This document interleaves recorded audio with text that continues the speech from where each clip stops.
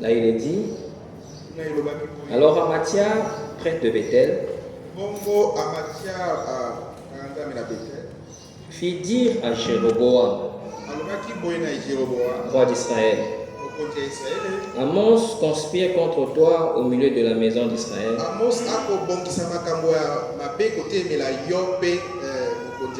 Le pays ne peut supporter toutes ces paroles. Car voici ce que dit Amos. Jéroboam mourut par l'épée et mourra par l'épée. Jéroboam mourra par l'épée et Israël sera emmené captif loin de son pays. Et Amathia dit à Amos, il dit, homme voyant ou homme à vision, va-t'en, fuis dans le pays de Juda, mange-y ton pain, et là tu prophétiseras. Mais ne continue pas à prophétiser à Bethel, car c'est un sanctuaire du roi et c'est une maison royale. Amos répondit à Amathia, je ne suis ni prophète, ni fils de prophète, mais je suis berger et je cultive des sycomores. Amen. Nous sommes dans Agé. Agé chapitre 1er. Nous lisons à partir du verset 13. Il est dit à Agé chapitre 1 verset 13. Agé envoyé. Agé ange du Seigneur. Amen. Dit au peuple, d'après l'ordre de Yahweh, je suis avec vous. Dit Yahweh. Yahweh réveilla l'esprit de Yorobabel, fils de Sheltiel, gouverneur de Juda, et l'esprit de Josué. Est-ce que vous suivez cela? Fils de Yoshadak, le souverain sacrificateur, et l'esprit de tout le reste du peuple. Amen. L'Écriture dit, ils vinrent et ils se mirent à l'œuvre dans la maison de l'Éternel, des armées, leur Dieu. Amen. Est-ce que vous êtes avec moi? Nous lisons l'histoire passée pour parler des choses présentes. Amen. Vous n'êtes pas venu pour écouter les histoires bibliques. Est-ce que vous comprenez? Nous ne prêchons pas les histoires bibliques, mais nous prêchons les histoires bibliques actualisées. Amen. Paul n'a pas prêché l'histoire. Non, Paul a pris ce qui concernait son temps. Est-ce que vous suivez cela? On va chanter. Alléluia, Alléluia, Alléluia, Yeshua. On va chanter. Alléluia. Et ensuite notre frère, je vais aller venir. Le temps est passé. Vous voyez que le frère est occupé. Il est à l'école, le frère Jubanet. Il vient, il prêche, aussitôt il part. Vous voyez combien l'amour qu'il nous aime. Il pouvait refuser, hein. Il pouvait refuser. Mais il croit que Dieu est capable. Le prêchant ici, il va avoir les bonnes notes là-bas, c'est bon. Il va assimiler, il n'y a pas de problème. Alléluia, Alléluia. Alléluia, Alléluia. Alléluia, Alléluia.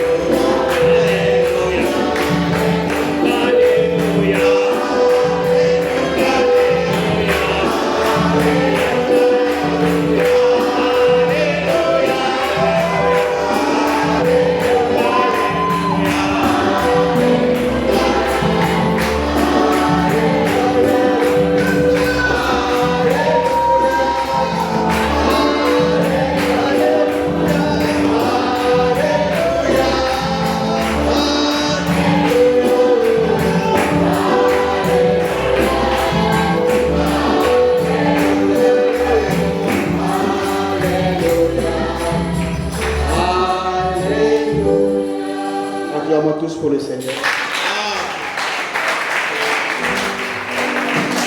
Que le Seigneur nous bénisse tous. Nous sommes reconnaissants au Seigneur encore pour ce matin, pour la force qu'il nous a accordée à toi et moi, alors que certains d'entre nous sont sur les lits des hôpitaux, donc n'ont pas eu la capacité de se mettre debout. Mais à toi et moi, il nous a donné la mobilité. Voilà pourquoi nous devons lui être reconnaissants. Et la Bible dit que chaque fois que quelqu'un a le souffle de vie, il doit louer le Seigneur. Psaume 150, que tout ce qui respire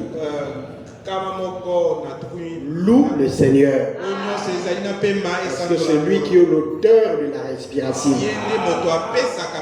Et il vous donne ça gratuitement. Alors que là-bas au CHU, l'oxygène est payant. Mais Dieu nous le donne gratuitement. Lisons un passage de l'Écriture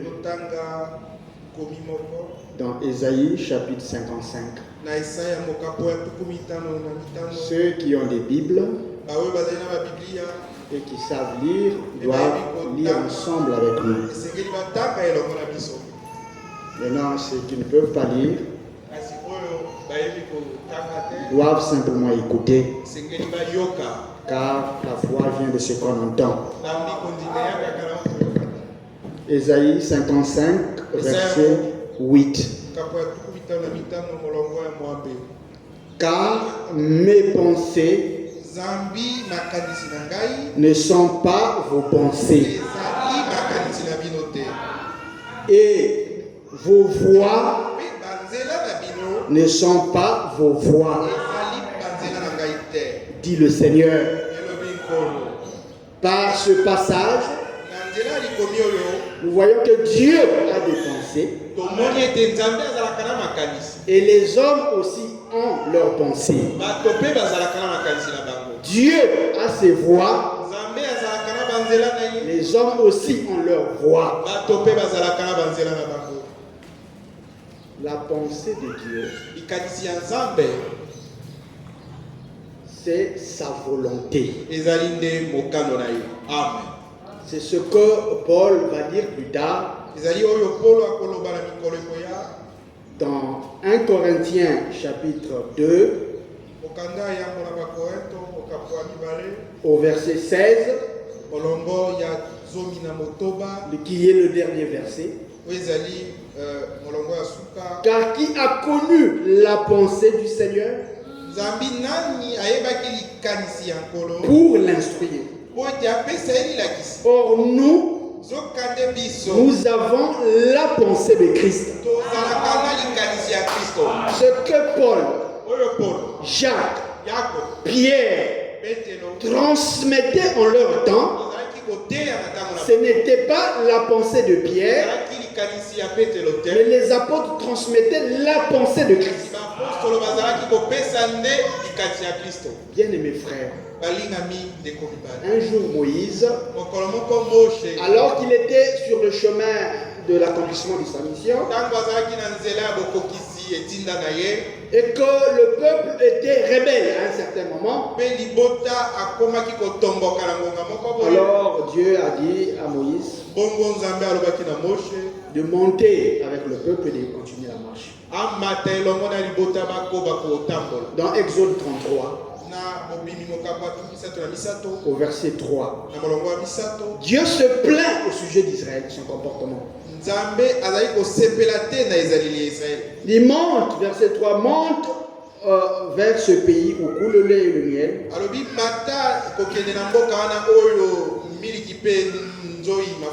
Sauf que moi, je ne monterai point au milieu de toi. Si c'était certains prophètes d'aujourd'hui, alors comme Dieu a déjà dit cela, Même s'il ne soit pas avec nous, comme c'est sa parole, alors moi je vais monter. Ce n'était pas ça l'attitude de Moïse. Face à cet ordre-là, où Dieu lui demande de monter, mais qu'il monte sans Dieu, Moïse s'oppose à ça. Il dit au verset 12, Moïse dit au Seigneur, voici tu me dis, fais monter ce peuple et tu ne me fais pas connaître qui tu enverras avec moi. Cependant tu as dit, je te connais par ton nom et tu as trouvé grâce à mes yeux. Il dit maintenant, si j'ai trouvé grâce à tes yeux, montre-moi la preuve pour moi Moïse, que j'ai trouvé grâce à tes yeux. Fais-moi connaître tes voies. Alors je te connaîtrai. C'est-à-dire la grâce, c'est le fait que Dieu vous révèle ses voies à lui. Parce que Dieu a ses voies et l'homme a ses propres voies. Et dans Proverbe, il est écrit, les voies de l'homme paraissent justes à ses yeux, mais elles conduisent à la perdition. Moïse savait que moi, pour être élevé, comme plus tard Paul va le dire, Pierre va le dire, il faudrait que je connaisse d'abord la volonté de Dieu et que je me soumette, que je puisse m'humilier sous cette volonté. C'est comme ça qu'il est écrit dans 1 Pierre chapitre 5. À partir du verset 6, d'abord au verset 5, il est dit ceci. De même, vous qui êtes jeunes, soyez soumis aux anciens. Est-ce que le peuple peut dire amen à cela? Et tous, dans vos rapports mutuels.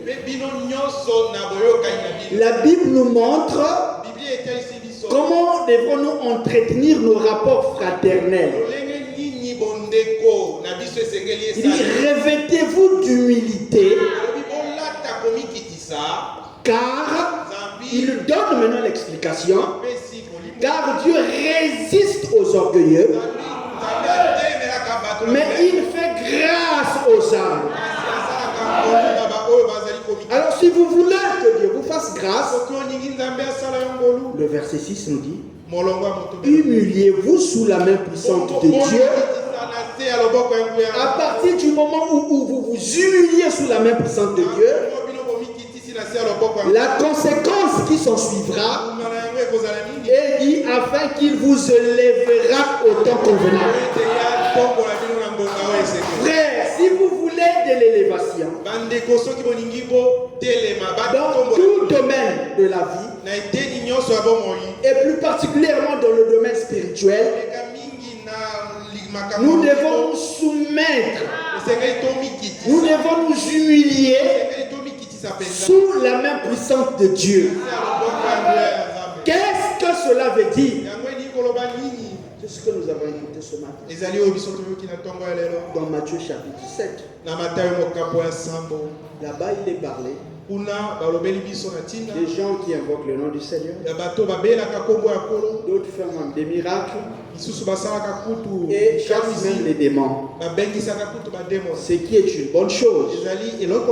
Mes frères, vous savez, aux yeux de Dieu, même la guérison divine n'a pas de si grande importance. Au point que dans ce passage de Matthieu 7, les gens qui ont prophétisé, qui ont chassé les démons et qui ont guéri les malades, à la fin Dieu dit, je ne vous connais pas. Qu'est-ce que Dieu poursuit? Le verset 21. Ceux qui disent Seigneur, Seigneur n'entreront pas tous dans le royaume des cieux. Mais celui-là seul. Remarquez, on dit ceux qui disent au pluriel. Et puis on dit celui-là. C'est-à-dire qu'il s'agit d'une affaire individuelle. Ce n'est pas une affaire de groupe. Ce n'est pas une affaire de l'assemblée de la rue à Bolo. Il s'agit d'une décision personnelle que chacun de nous doit prendre. De faire la volonté de mon Père. Et au verset 24, il est plus clair. Il sait pourquoi. Quiconque entend ces paroles que je dis et les met en pratique sera semblable à un homme prudent et qui a bâti sa maison sur le roc. Le verset 26. Mais quiconque qui entend ces paroles que je dis et ne les met pas en pratique sera semblable à un homme fou qui bâtit sa maison sur du sable. Ce que Jésus-Christ poursuit comme objectif, c'est que toi et moi puissions mettre en pratique sa parole. Ce qui est bien dans tout ça, c'est que quand Dieu vous révèle ses voies ou sa volonté, lui-même vous vient en aide. C'est ça qu'on appelle la grâce. C'est-à-dire que Dieu, alors que vous êtes incapable de mettre en pratique la parole de Dieu, lui-même vole à votre secours et vous donne la capacité de mettre en pratique sa parole. Voilà pourquoi Paul, lui qui était pharisien, qui savait comment ça se passait chez eux à l'église là-bas. Souvenez-vous comment les pharisiens se comportaient vis-à-vis des frères et des sœurs. J'ai une cousine qui est dans une église. Dans leur église là-bas. Quand tu fais le péché de l'impudicité, quand une sœur, par exemple, qui n'est pas mariée, va avec un homme, il doit venir confesser ce péché-là devant le pasteur. Alors, il y a des chaises qui sont derrière, réservées spécifiquement pour les pécheurs.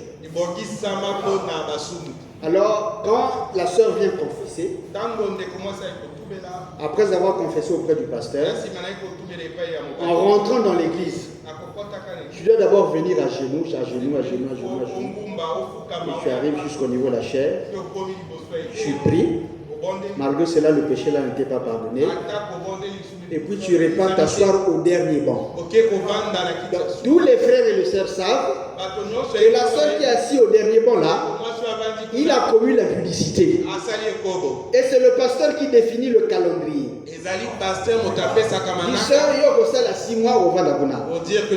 Autant voulu. C'est maintenant qui dit à partir d'aujourd'hui, on a senti que on va passer à l'émission et tu viens t'asseoir. Je vois que Dieu t'a pardonné. Vous voyez le niveau d'interprétation et comment les gens religieux maltraitent les gens. Ces genres de personnes, si vous essayez d'enquêter dans leur vie, ils seront plus pécheurs que les frères et les sœurs. Paul connaissait comment ils étaient maltraités là-bas. Quand il a reçu la révélation divine, il pouvait dire aux frères et aux sœurs de Corinthe, dans 2 Corinthiens chapitre 3,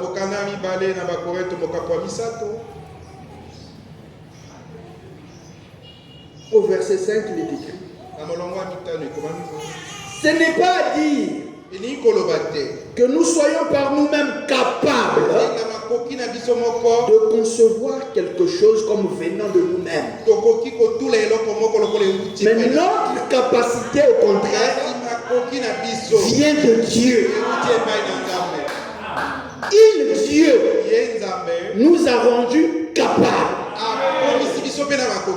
C'est ça, c'est ce qu'on appelle la grâce. Dieu vient à ton aide. Alors que tu avais du mal à abandonner la cigarette, mais par le moyen de l'écoute de la parole, Dieu vient, il t'ouvre le cœur. Alors il te libère de cette influence-là, au point que tu n'arrives même plus à écouter. Quand quelqu'un fume à côté de toi, tu vas lui dire, s'il te plaît, je ne supporte pas cette odeur. Ça, c'est l'intervention divine. C'est de ça que nous avons besoin. Que Dieu vienne et nous libère de toute puissance des ténèbres qui nous conduit à désobéir à Dieu et à sa parole. Frère, le premier péché est le plus grand. Comme frère Branham aime à le dire, et c'est la vérité. Le péché, ce n'est pas aller avec les femmes. Le péché, ce n'est pas fumer la cigarette.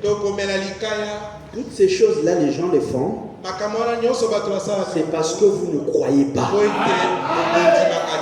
Nous tous, nous savons que Satan a péché. Dans Ésaïe, il est dit, les péchés furent trouvés dans son cœur. Lisons 1 Jean chapitre 3, verset 8. 1 Jean 3, verset 8. Celui qui pêche est du diable. Car le diable pêche dès le commencement. Est-ce qu'au ciel là-bas, Satan était sorti avec une femme? Est-ce que Satan a fumé la cigarette au ciel? Mais la Bible dit qu'il pêche dès le commencement. C'est-à-dire qu'il a mis en doute la parole de Dieu. Donc le doute vis-à-vis de la parole de Dieu, vis-à-vis de ce que Dieu dit, c'est ça qui est le péché. C'est pour ça au jardin d'Éden, Dieu dit à Adam, tu mangeras de tous les arbres.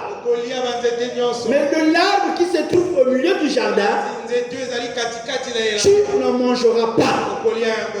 Satan lui vient, alors il discute avec Ève. Et nous savons que lui, en tant qu'esprit, il peut posséder un animal. Vous vous souvenez de Marc chapitre 5? Dans Marc chapitre 5, la Bible nous dit qu'il y avait un fou qui était dans le pays des Gadara. Et que Jésus a chassé les démons qui étaient dans ce fou-là. Les démons ont formulé une demande à Jésus-Christ, lui disant, envoie-nous dans les porcs. Et la Bible dit ça. Jésus accéda à cette demande-là. Il a ordonné que les démons entrent dans les animaux. Donc Satan a possédé cet animal-là. Et il a commencé à parler avec Ève. Frère, Dieu aussi peut s'en saisir d'un animal. Et puis il commence à vous parler par un animal. Il l'a fait à Balaam, n'est-ce pas? Dans Nombre chapitre 22. Alors que Balaam allait contre la volonté de Dieu, au verset 27, la Bible dit que Balaam parla plutôt l'âne, lisons cela. Il ne comprend pas, alors que l'âne voyait la vision. Lui étant aveuglé par l'incrédulité, il ne voyait rien. Nombre chapitre 22. Même quand un animal lui parle, c'est vraiment terrible quand quelqu'un est enveloppé par égaré. Verset 25. L'âne vit l'ange du Seigneur.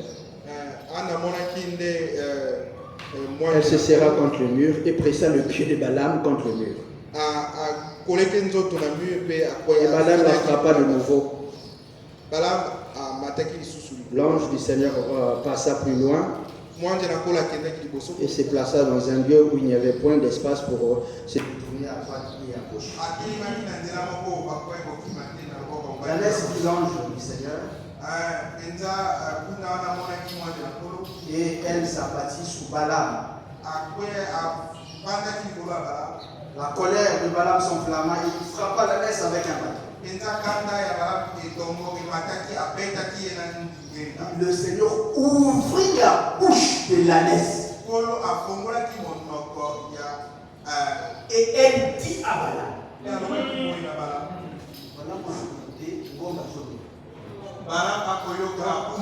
S'il parlait l'hébreu, il parlait l'hébreu. Et ça ne le donne pas, frère. Mais la Bible dit Dieu a ouvert la bouche de que t'ai-je fait pour que tu me frappais déjà 3 fois. Donc là, on est compté. Il a compté 1 fois, 2 fois, 3 fois. Pourquoi tu m'as frappé 3 fois? Voilà ma réponse à la laisse. C'est parce que tu t'es moqué de moi. Si j'avais une épée dans la main, je te tuerais à l'instant.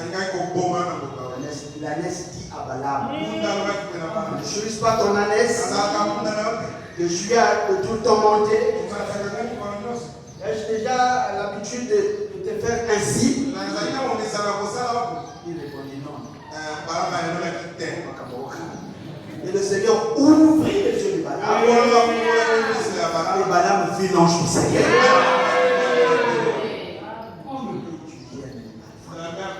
Et Satan, dans le jardin d'Éden, a possédé le serpent. Le serpent a commencé à s'entretenir avec elle. Et les hommes de Dieu que nous avons reçus dans ce temps-là, cette onction qui était sur cet animal-là se reposait sur elle et a fait dévier Ève de la parole de Dieu. Au point que plus tard, Paul va dire ce n'est pas Adam qui a transgressé. Parce que le péché, selon la Bible, un jour, chapitre 3, verset 4, quiconque pêche transgresse la loi. Et le péché est la transgression de la loi. Donc si Satan a péché au ciel, c'est parce qu'il a transgressé la parole au ciel. Et quand vous mettez en doute ce que Dieu dit, vous êtes péché. Dieu a envoyé sur la terre son fils bien-aimé Jésus-Christ. Si vous rejetez cette offre-là, si vous doutez le fait que Jésus-Christ soit le Seigneur et le Sauveur de l'humanité, vous demeurez dans le péché.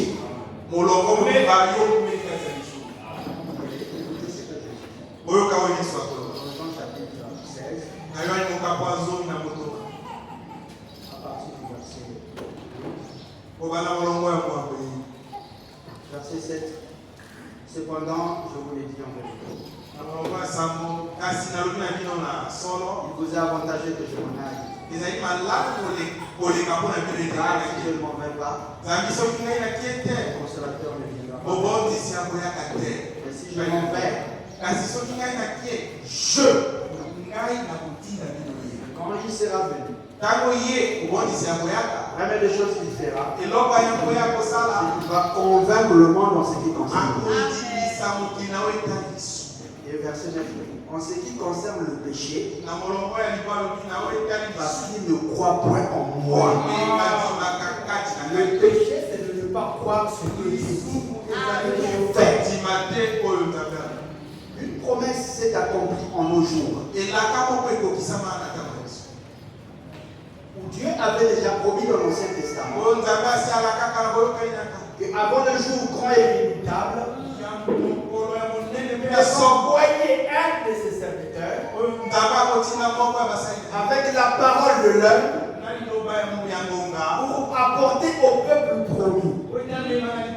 Alors si vous écoutez cette promesse publiée, vous la rejetez tout de même, vous êtes un pécheur. Mais parce que vous rejetez la volonté de Dieu pour votre temps.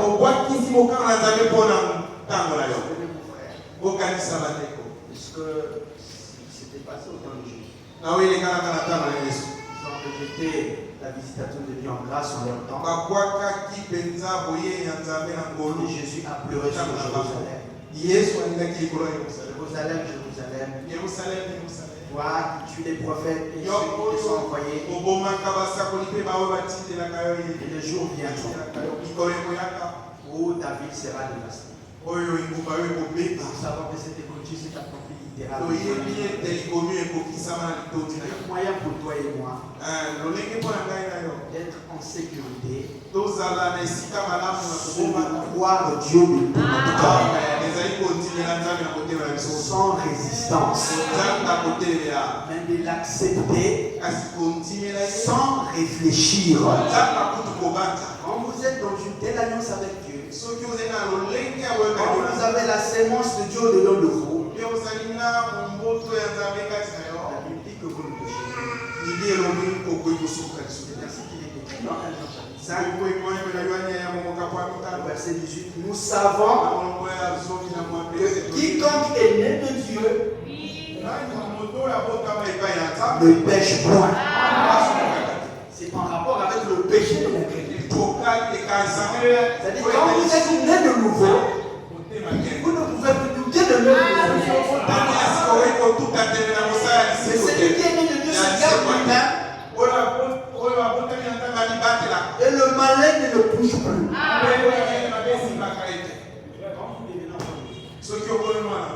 Même Satan lui-même va témoigner.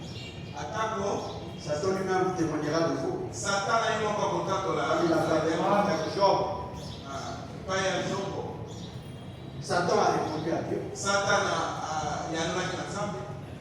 Mais yo solo va tu verras les marqués l'année. Pourquoi dis-tu que je dois le remarquer? Je n'ai rien à faire. Le Seigneur dit à Satan. D'où viens-tu? Oh, je parcours la terre et je la connais. Le Seigneur dit à Satan. As-tu remarqué mon serviteur Jean? C'est un homme intègre.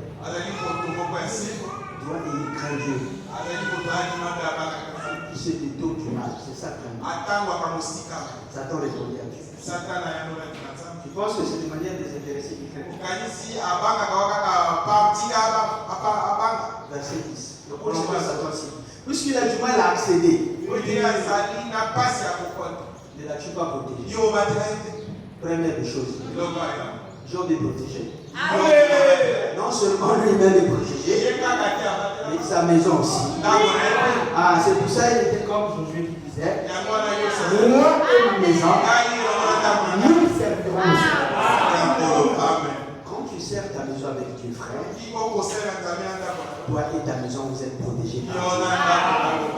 Et Satan pourra en témoigner. Et tout ce qui lui appartient, même ton business, quand tu es dans l'alliance, Dieu prend soin même de ton travail. Tu as béni l'œuvre de ses mains. Il a des troupeaux qui couvrent tout le pays. Ça, c'est le témoignage de notre adversaire. Quand vous êtes enfant de Dieu, il y a une aide de sécurité. Alors, une chose que Satan fait, c'est que Satan, lui, rôde tout autour. Mais il rôde tout autour, non pas, mais son calme, frère. Disons 1 Pierre chapitre 5. Quand lui rôde, on voit ce qu'il lui fait. 1 Pierre 5. Alors, au verset 6, on nous a montré que nous devons nous humilier sous la main du Saint-Esprit. C'est-à-dire en mettant en pratique la parole. par la capacité que Dieu donne, alors Dieu nous élève. Il nous bénit de toute bénédiction spirituelle dans l'église. Vous pouvez, dans cette position-là, décharger tous vos besoins, tous vos soucis. Car lui-même prend soin de vous. Il prend soin de vous.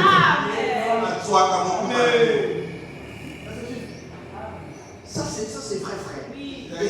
Et au verset 8, la Bible dit, soyez sobres. Bien que dans cette posture-là, soyez équilibrés et veillez. Il nous appelle à la prudence. Mais pourquoi il nous appelle à la prudence? Il donne la raison. Votre adversaire, le diable, il n'est pas loin. Il rôde comme un lion rugissant. Ça dit, il murmure, il parle, il rugit. J'ai des prestations en fait. Il a dit quelque chose que j'ai beaucoup aimé. Il dit, un croyant il doit être sourd au rugissement de Satan.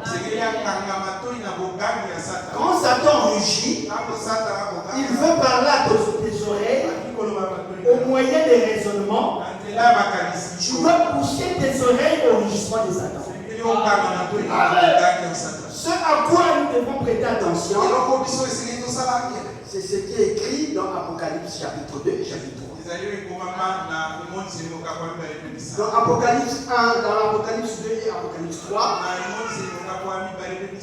on dit à l'apôtre Jean, qui était prophète aussi, écrit à l'ange de l'église de Laodicée. Écrit à l'ange de l'église de Smyrne. Et il a écrit à tous les anges de chaque église. Mais à la fin, c'est que le message n'était pas adressé à toute l'église. Le message est adressé au vainqueur. Au vainqueur, il est dit. L'esprit dit. L'esprit. Ce n'est pas le prophète ou le messager qui parle. Au verset 7. Que celui qui a des oreilles entende ce que l'Esprit dit aux églises. Et nous, en tant que fils et filles de Dieu, fermons nos oreilles à tout rugissement de Satan. Mais nous écoutons ce que l'Esprit nous dit au travers des hommes envoyés de Dieu. Parce que seuls ces hommes-là ont la capacité de par Dieu de transmettre fidèlement la pensée de Christ. C'est pour cela que l'apôtre Pierre disait que ce n'est pas par une volonté humaine qu'une prophétie a été donnée. Mais bien au contraire, les hommes-là sont poussés par le Saint-Esprit. C'est ainsi que par le Saint-Esprit, il se repose sur l'homme envoyé de Dieu. Et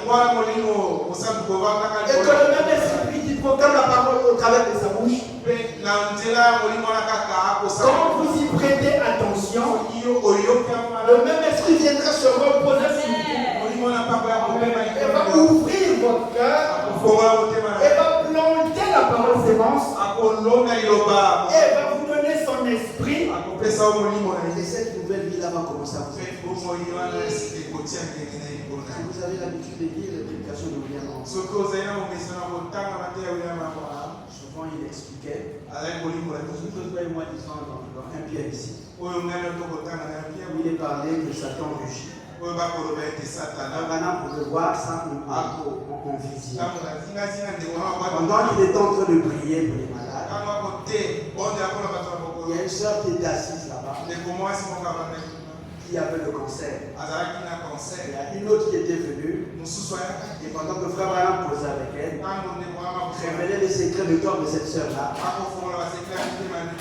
Frère Branham voit deux démons. L'un à gauche, l'autre à droite, à côté d'une soeur. Les démons sont en train de crier aux oreilles de cette femme, lui disant de ne pas croire à ce que je dis. Ils nous rendent les passages d'habitude. Ils viennent quand ils disent ça. Je trouve c'est comme si c'était un peu pouvoir, c'est comme un raisonnement. En fait, c'est l'ennemi qui est en train de faire la mort. C'est pour ça que nous devons faire très attention à la qualité des pensées, frère. Et tous ceux qui ont suivi la retransmission, frère Franck, quand vous êtes devenu croyant, vous avez une possibilité que les gars utilisent. C'est de s'en saisir de votre mentalité. Et à partir du moment où il saisit votre pensée, c'est le cas de qui peut vous emballer. Si vous n'acceptez pas les suggestions qu'il vous fait, en tant que croyant, il est impossible. Puisque tu as une barrière de sécurité. Il faut tous ouvrir un accès en fait. Et quelqu'un qui est là-bas, il nous faut que lui rentre. Et quand il rentre, vous pouvez voir un frère. Vous allez se retrouver dans des choses compliquées. Alors que c'est un véritable croyant. Mais non, nous, en tant que l'armée du Seigneur, il y a une attitude que la Bible nous recommande. Frère, moi j'ai aidé. J'ai vu ce qui s'est passé en Iran. Quand les Iraniens ont tiré un pilote américain.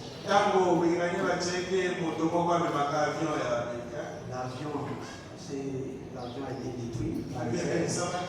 Et comme il avait le parachute, il est sorti. Et là où il est tombé là-bas, il y avait beaucoup de pierres. C'était un endroit inaccessible.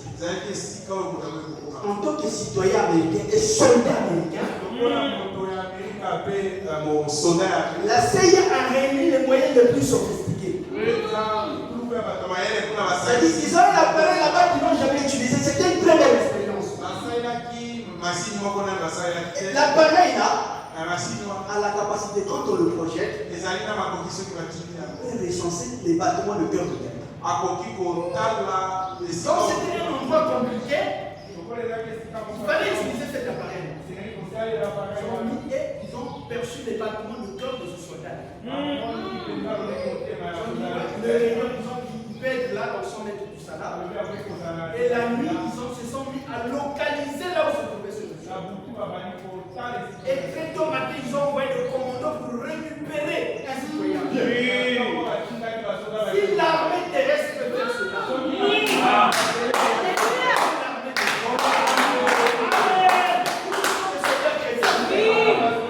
c'est pour ça que quand un soldat chrétien tombe, nous réunissons tous les moyens.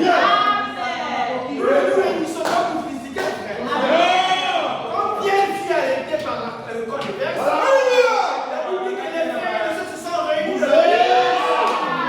Ils ont commencé à élever la Dieu au ciel a envoyé un ange. Vous savez, Pierre était un homme de vision.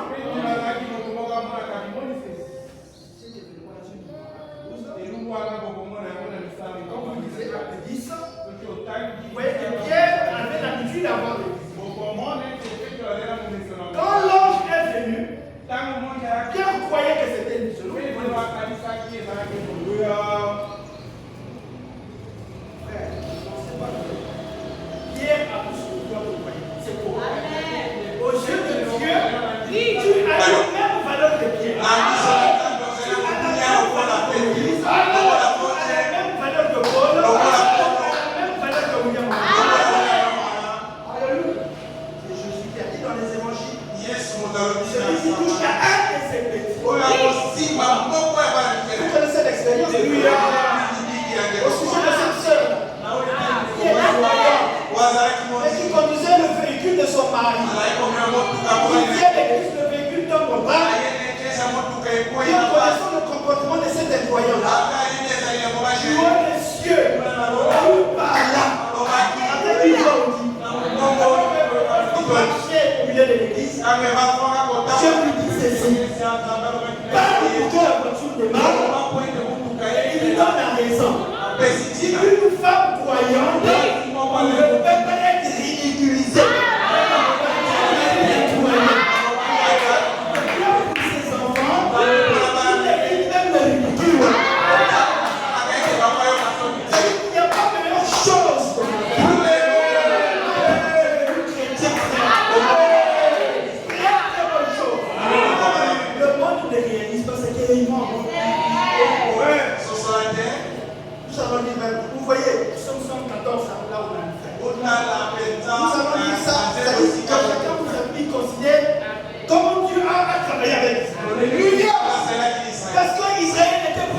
promesses.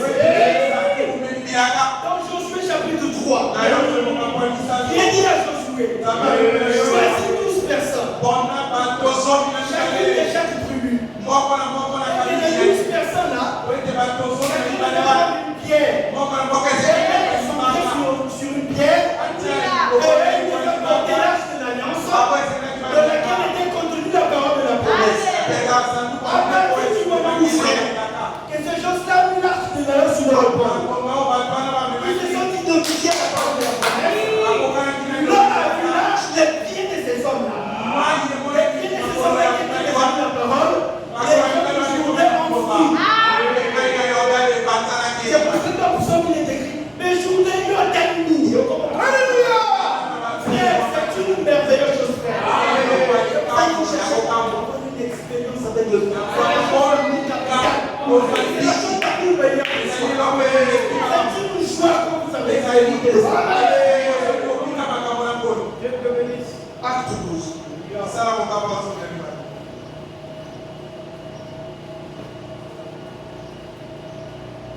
Verset 5. Après l'avoir saisi et jeté en prison, il est mis sous la garde des 4 espoirs. Les 4 soldats chacune. 4 ici. 4 là. 4 là. 8, ça fait 16 personnes qui sont avec la moto. 16 personnes vont garder la moto. Ils ont mis 16 personnes pour voir comment il est. Alors, il continue en disant, avec l'intention de le faire comparaître devant le peuple après la mort. Hier, l'homme était gardé dans la prison. Et l'église ne cessait d'adresser pour lui de prières à Dieu. Les frères n'ont pas paniqué. Pierre était un serviteur de Dieu. Nous avons un Dieu au ciel qui écoute les prières. Ils se sont mis à prier. Et Dieu a exaucé leurs prières. Le verset 6 dit, la nuit qui précéda le jour où Pierre allait nous faire comparaître, Pierre lié de 2 chaînes. Il y avait 16 militaires qui étaient liés par 2 chaînes et ils dormaient entre 2 soldats. Et des sentinelles devant la porte gardaient la porte. 16 personnes derrière les chaînes et les sentinelles par la porte. Et la Bible dit, voici. Un ange du Seigneur survint. Et une lumière brilla dans la prison. Et l'ange réveilla Pierre en les frappant au pied et en disant, c'était naturel, c'était pas une vision. Il lève promptement. Et quand les chaînes ont entendu ce mot de l'ange, les chaînes tomba de ses mains. Et l'ange lui dit, mets ta ceinture et tes sandales. Et il dit ainsi. L'ange lui dit encore, enveloppe de ton manteau et suis-moi. Pierre sortit et le suivit. Ne sachant pas que ce qui se faisait par l'ange fut réel et s'imaginait avoir une vision. Il pensait que c'était une vision. Ce n'était pas une vision. C'était réel. Une fois, je disais une déclaration de foi. On parlait de cette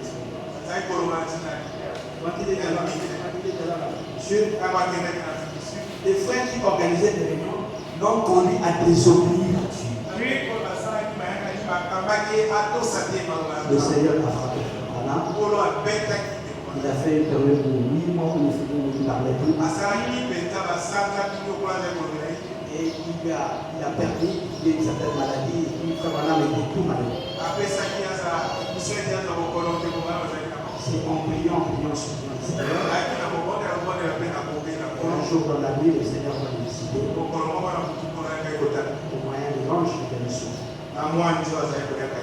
Pendant, il a senti, il dit souvent qu'il sentait une sensation sur sa peau. Il reconnaissait la présence de ses têtes. Après cette ouverture de la hospitalière, il n'entendait pas. Chaque fois qu'il m'apparaissait, je ne pouvais jamais m'habituer. Chaque fois qu'il tremble. Mais d'abord, il y avait l'enfant qui avait 3 mois ou 5 mois comme ça qui était dans le berceau. Vous savez ce que l'ange va dire à Frère Wana? Il va donner de l'eau à boire à ton enfant. Elle a soif. Vous voyez les détails. Quand quelqu'un est dans une immeuble, même des petites choses, est-ce qu'il est obligé de demander à Abraham pour une enfant? Il pense quand même les détails de votre vie. Amen. David, quand il a expérimenté ces détails, comment le Seigneur peut même penser à la maison? Il pense à ton travail. Il pense à ta santé. Il pense à tout ce que tu fais. Il veut que tu sois prospère à tous égards. Et que tu sois en bonne santé. Comme prospère l'état de ton âme. De la même manière que ton âme est prospère spirituellement, la volonté de Dieu pour toi est que tu sois également prospère. Amen. Tu crois ça? Si Israël n'était pas de lui, Israël n'était même pas de lui, il était sous le sang de l'autorité.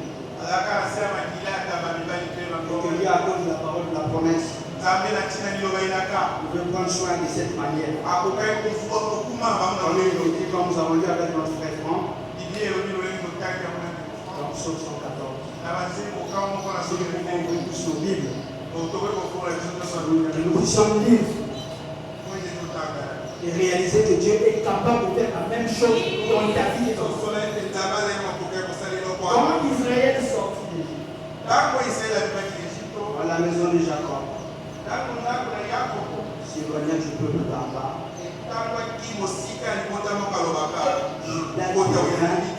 son sanctuaire, c'est-à-dire le lieu d'habitation de Dieu.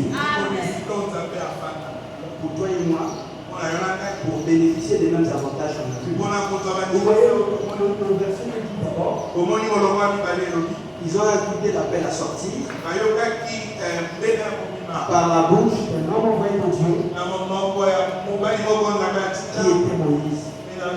Et quand ils ont accepté l'appel à sortir, ils sont devenus le tabernacle de Dieu, le lieu de sa résidence. Et étant devenu le lieu de sa résidence, et nous pouvons voir des conséquences.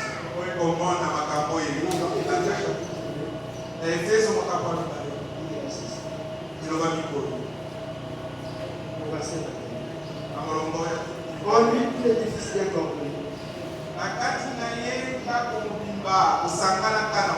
Psaume 114, c'est de Judas qui parlait.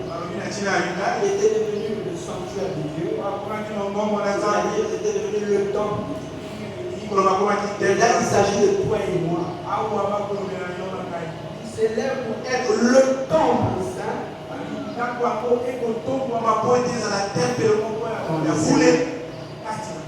En lui, vous êtes aussi édifiés pour être une habitation de Dieu en esprit. C'est-à-dire, il est devenu un sanctuaire de Dieu. Quand tu es devenu un sanctuaire de Dieu,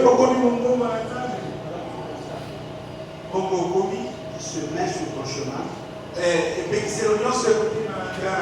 Il ne verra pas ta personne, mais lui verra Dieu. Et vous voyez, quand devenu son frère, voilà ce qui va se passer. Judas devint sanctuaire, son sanctuaire. Et Israël fut son domaine. La mer le vit et son fruit. Le Jourdain retourna en arrière.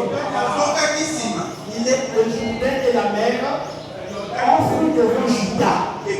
Pourquoi? Parce qu'il était devenu le sanctuaire. Quand tu mets pour t'enfouir, Judas pourrait tourner en arrière. Qu'avez-vous aux montagnes pour sauter comme des lits? Et vous collez comme des amis. Tremble devant le Seigneur. La mer voyait le Seigneur. Le Jourdain voyait le Seigneur. Parce qu'Israël était porteur de promesses. Toi aussi, si tu es porteur ou porteur de promesses, ou ton sac érigé devant toi, quand tu tombes dans le feu, le feu ne te brûlera pas. Quand tu tombes dans l'eau, l'eau ne va jamais t'inonder. Est-ce que vous croyez cela? Ça, c'est la vérité, frère. Une chose qui reste là. Nous devons pas de son milieu. Nous devons pas le comme mon frère. Les Juifs, ils ont mis en doute la parole du Seigneur. À cause de cela, un grand nombre d'entre eux ne sont pas rentrés dans le pays de la promesse. Dieu les a tués dans le désert. Nous ne voulons pas être de ce nombre, frère. Nous voulons être de ceux-là qui sont capables de faire confiance à Dieu.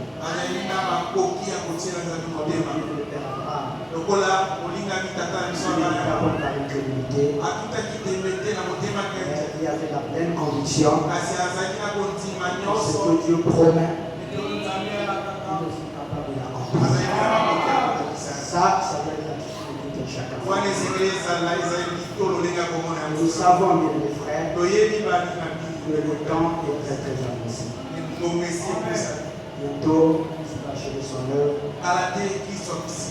Ce qu'il a commencé, lui-même l'achèvera. Comme c'était inquiété. Parce que lui aussi pensait prendre part à ces choses. Dieu, dans son plan, n'avait pas vu un grand plan. Il voulait accomplir son œuvre avec des faibles.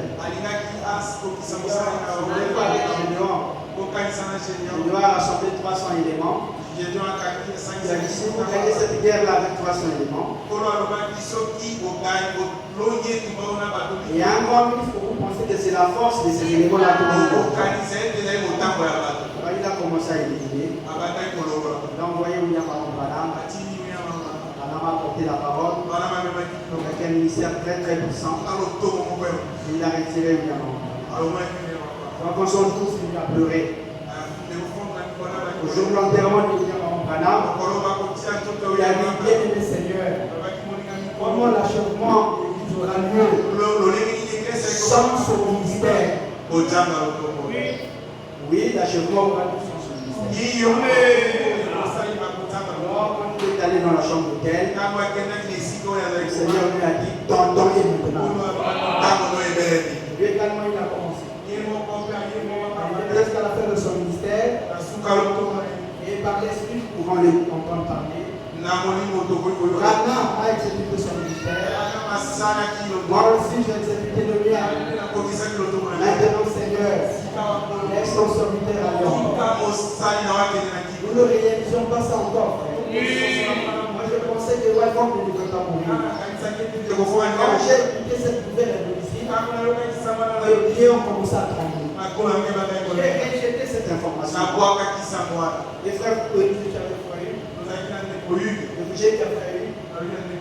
Certainement, frère, sont à l'hôpital. Il est malade et je devrais avoir une mauvaise information. Je ne pouvais pas l'imaginer. C'est comme par la suite fait la confirmation. Toute cette nuit-là, j'ai pas dormi, j'étais troublé. J'ai réalisé ce que lui il a connu comme Branham était bon. Tellement que nous étions attachés au ministère. Donc, et puis 2020, on a vu comment Dieu est en train de préparer les choses. Dieu a permis que la Covid vienne. Et je pense que plus nous prêcher, dès son vivant, les retransmissions commencent. Et que nous puissions déjà nous adapter à la chose de son vivant. Et par la suite, il prie son serviteur. Et la parole est restée. C'est la parole qui va nous préparer. Et Jésus va achever. Alors il est temps de se plaindre. Parce qu'il avait tellement de douleur. Le Seigneur lui parla. C'était le un certain nombre. Au mois de mars, au mois de juin. Alors le Seigneur lui parla pour son cœur, il dit comme un disque. Mon serviteur, j'ai commencé mon œuvre, je l'achèverai avec toi. Je vais l'achever avec toi, avec moi. Et nous savons que nous consacrer, frères et sœurs.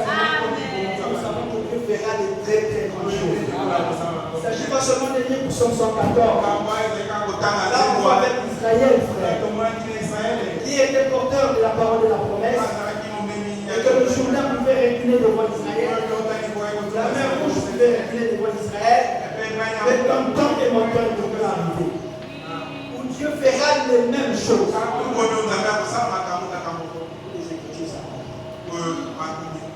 Il est écrit. Dis à cette montagne.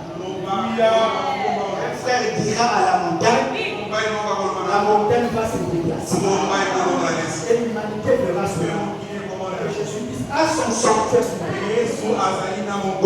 Parce que c'est lui qui résonne Paul dans le Seigneur. Dans 2 Thessaloniciens chapitre 2, Paul dit il y a une seule chose qui empêche l'invitateur de se manifester pleinement. Et c'est le fait que dans l'église, quand l'église toute partira, conforme à Apocalypse chapitre 12, tous les démons, comme je l'ai dit, il est parti avec un tiers des anges. Si Dieu par exemple avait 100 anges, ça va se dire 33. Vous savez ce que la Bible dit? Que Dieu a des myriades et des myriades d'anges. Et s'il a plus de 1 tiers des myriades d'anges, imaginez-vous combien de démons il y a-t-il? Quand ces démons-là seront chassés du ciel, ils viendront sur la terre. La voix de l'homme dit malheur à la terre. Tous ces démons-là, les démons ne sont pas faits pour vivre ici.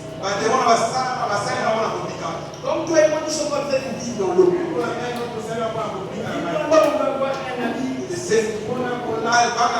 Alors les démons, quand ils viendront, ils vont habiter dans les champs. Comme le dit, on a expliqué dans le livre Antichrist. L'humanité sera saturée par les puissances démoniaques. Et la vie sera terrible, frère. Ce n'est pas comme la sélection. Décrire l'atmosphère qui aura lieu dans peu de temps. C'est pour ça que le diable ne trompe pas. Disons comme Paul, qu'est-ce qui me séparera de l'amour de Dieu? Quel travail, même si tu as 20 millions de frères, on te paye 30 millions le mois. Tu pourras manger 2 poulets. Tu manges seulement une cuisse et puis c'est fini. Peut-être on a 2 millions de frères. L'argent là, ça doit te servir seulement sur les yeux. Tu peux acheter 10 voitures. Tu ne dormiras que dans une seule voiture. Tu ne dormiras que dans une seule maison. Tu ne rouleras que dans une seule voiture. Et avec la voiture, quand tu arrives à la maison, tu descends. Tu ne dors pas dedans. Tu as 24 chambres. Tu vas dormir dans une seule chambre.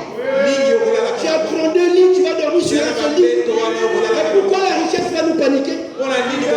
Quel plaisir va nous paniquer? Pour nous pousser à nous séparer de Dieu, frère. Alors aimez le Seigneur. Que le Seigneur vous bénisse.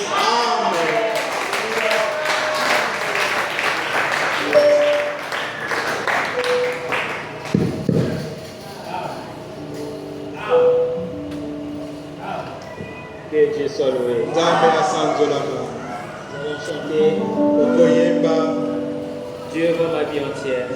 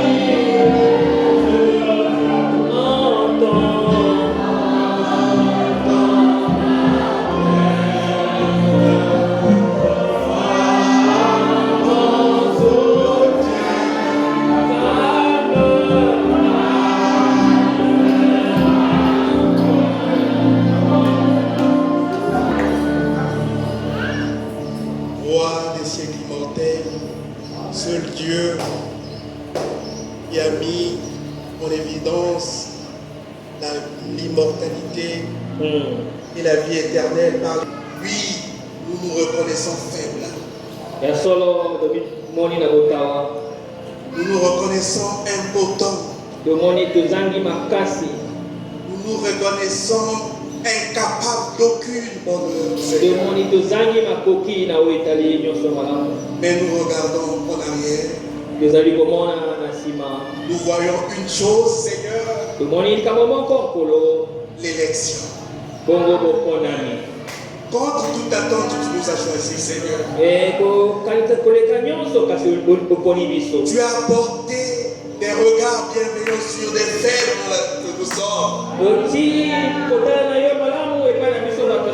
C'est pourquoi nous croyons que tu achèveras ton œuvre avec nous. Tu nous l'as dit aujourd'hui. Ce n'est ni par la force, ni par la puissance, mais c'est par ton esprit. Oui, bientôt nous écouterons le cri du roi dans le corps. Bientôt nous écouterons le bruit des pas du Seigneur. Amen. Sur la cime des furieux. Bientôt tu achèveras ton œuvre, Seigneur. Bientôt tu évacueras la terre. Pourquoi? Parce que tu l'as dit dans ta parole. Et tu nous as intimé l'ordre de croire à cela ce matin.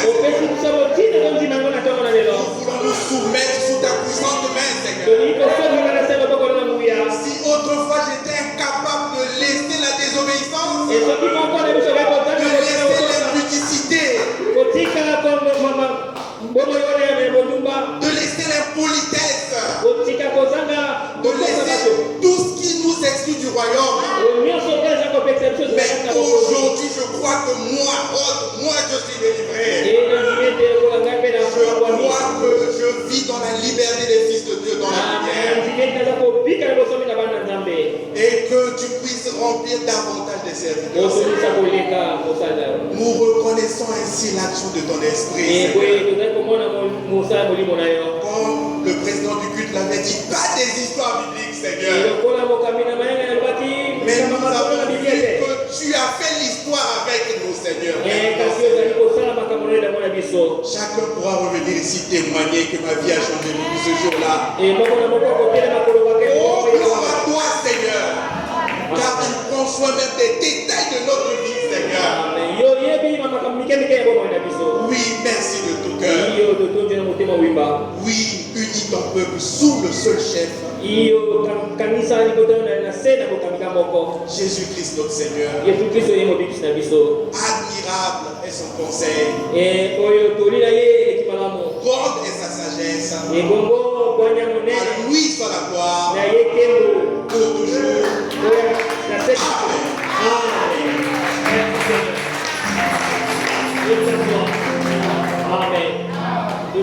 Amen. Amen. Amen. Amen. Amen. Amen. On a presque terminé. Ici, il y a notre soeur Savena qui voudra chanter.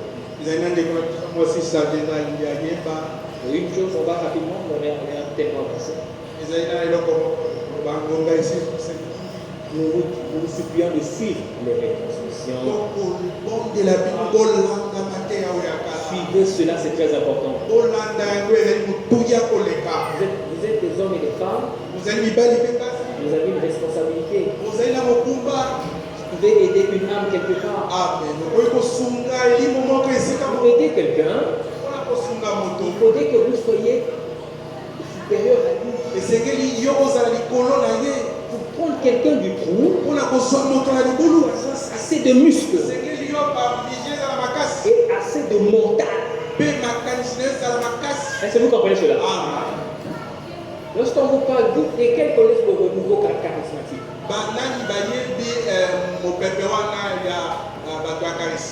Les gens, vous n'avez jamais entendu parler de renouveau charismatique? Suivez ça. Samedi, le fou a parlé de ça. Lorsqu'on parle du renouveau charismatique, on pense à l'homme Pentecôte qu'on appelle David Duplessis. C'est très important de comprendre ça. C'est très important. Quand tu parles avec quelqu'un chapelle de vainqueur, mais donc tu dois savoir qui est le dirigeant des chapelles de vainqueur et connaître l'origine, qui est son père spirituel. Amen. Quand les gens nous amènent là, on parle de Haïti Naval. Mais qui est Haïti Naval? Qui est son père spirituel? Il faut connaître ça. Amen. Est-ce que vous suivez cela? C'est très important. Le frère descend parler de mélange. Pourquoi? Le réveil qu'on appelle de la rue à Sousa. Nous ne pouvons pas, on ne pourra jamais être conduit par le réveil d'Assousa. En 1906, au début du XXe siècle, il y a eu un mouvement avec William Seymour et ils sont allés. Mais ils ne connaissaient rien de la parole. Dieu a manifesté les dons. Et quelques dons seulement. Est-ce que vous suivez cela? Mais Duplessis, quand il arrive, parce qu'il a emmené tout ça, et c'est lui qui va faire à ce que tout ce qui était dans les dons là, il les a emmenés à l'écuménisme. Est-ce que vous suivez cela? Vous allez entendre Frère parler de lui. C'est Gordon Lindsay qui a mis le Duplessis en contact avec lui. Frère Franck a traduit Duplessis. Mais ce sont des gens qui étaient là comme pour fermer les yeux comme au premier Soudan. Est-ce que vous suivez cela? Mais lorsqu'on vous parle de Théonos, il ne vient pas de Duplessis. Est-ce que vous comprenez cela? Est-ce que vous suivez? Que les gens qui parlent équipe de principalement ceux qui sont issus de Théonos, ils ont été influencés par William Branham. Est-ce que vous suivez cela? Ils ont été influencés je sais pas, William, mais ils sont comme les frères de Rebecca. C'est Rebecca qui devait être l'épouse. Et ils se sont seulement pris au don, au présent que Eliezer avait emmené. Mais Rebecca, c'était pas son but. Rebecca ne se souciait pas des dons qu'Eliezer avait emmenés. Le cœur de Rebecca battait pour son mari, qui était Isaac. Amen. Et l'Écriture dit, il rencontra Isaac dans les champs. Amen. Et Isaac l'emmena dans la chambre de sa mère. Amen. Vous connaissez notre mère. Amen. Que Dieu soit loué, Père. Et c'est nous cela. Pas de mélange. Il est écrit dans l'Ancienne Alliance, même pas deux semences dans la même chose. Nous attendons le vrai réveil. Oui, la parole et les dons ensemble. Et les ministères. Et les fruits de l'esprit. C'est ce que nous attendons. Nous n'actionnons pas le Saint-Esprit. On commence à taper comme ça. C'est dans la tranquillité. Et dans le calme. Sera votre repos. Est-ce que vous suivez cela? Le Seigneur agit ici. Le Seigneur guérit ici. Mais nous ne parlons pas de guérison. Parce que l'Écriture dit ces choses-là doivent nous suivre. Amen. Est-ce que vous pouvez demander à un chien de marcher à la station de vous? Il va